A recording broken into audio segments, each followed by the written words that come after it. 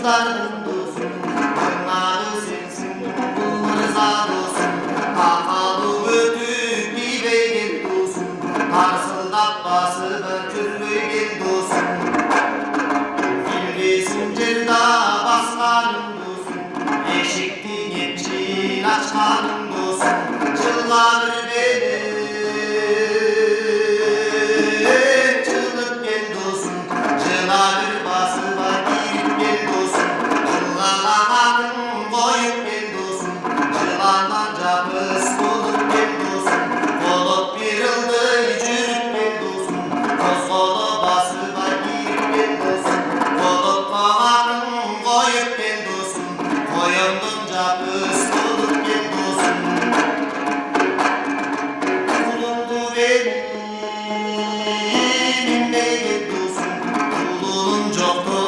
şerik dostum, büyürdün aygır min beygir dostum, büyürün çoktur şerik dostum.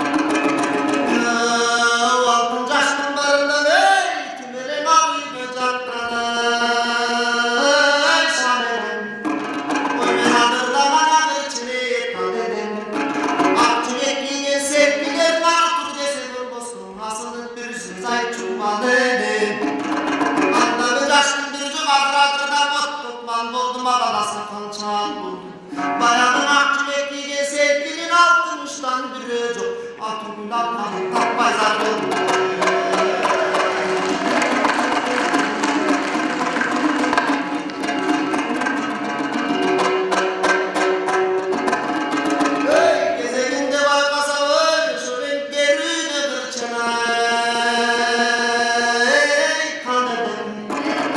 Gelin kıstın canında vay, beni göksüyle döner.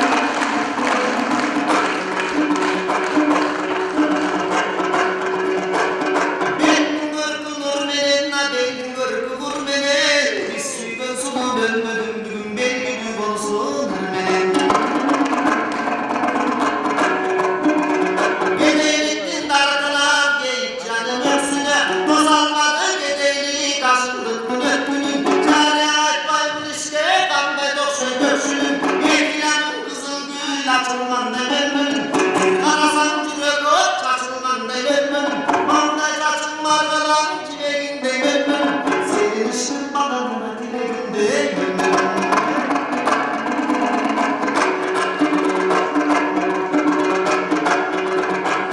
Gedeyliktin dartılan geyik canım öksüne, ben almadım gedeyliği kaşındım döktümün.